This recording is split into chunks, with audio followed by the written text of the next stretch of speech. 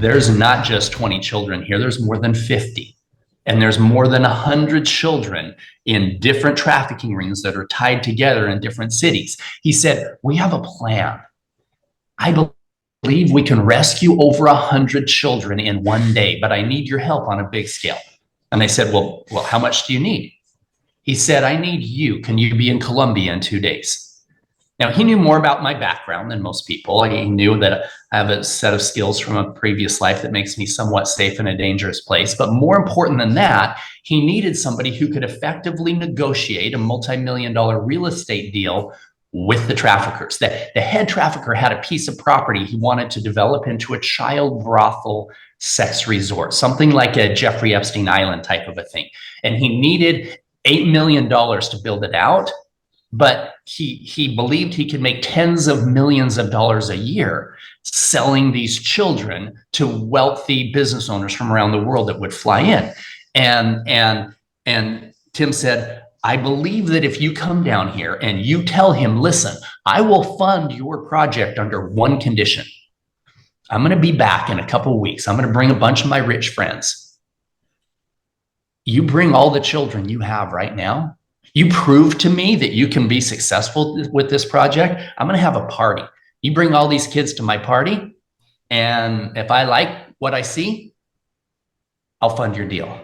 So I'm sitting there face to face with the most evil people that you can imagine, selling children. I mean, there's nothing more evil than I can think of than selling an 11-year-old girl to a complete stranger for sex. I mean, how much worse can you get with all three of those together? Nothing is worse.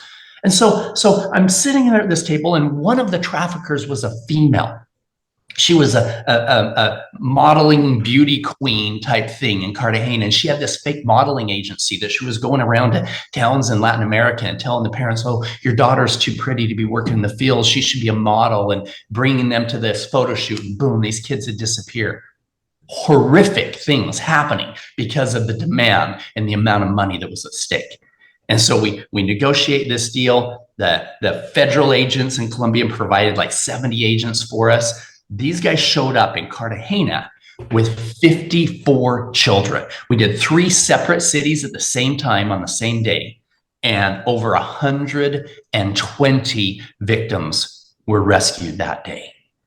And the thing that changed my life the most, Jeff, this is where the name of the movie came from, is after the agents came and stormed the party and arrested everybody, me included, and guys with us, Tim included, the bad guys think that we got extradited to the US to stand trial. So we're there, getting handcuffed. The traffickers get taken into a separate area. They're getting taken off the island. 30 Child Protective Services people came in with the children, and they started singing and laughing with the children. And I've got this video of me in this separate part of the house, and I could hear the laughter, and I am crying. I am crying because that sound of freedom was the most beautiful sound that I ever heard, especially compared to half an hour before. All I could hear was crying from some of the children that were scared to death of what was going to happen next. And so we decided to take this story and make a film from that rescue mission.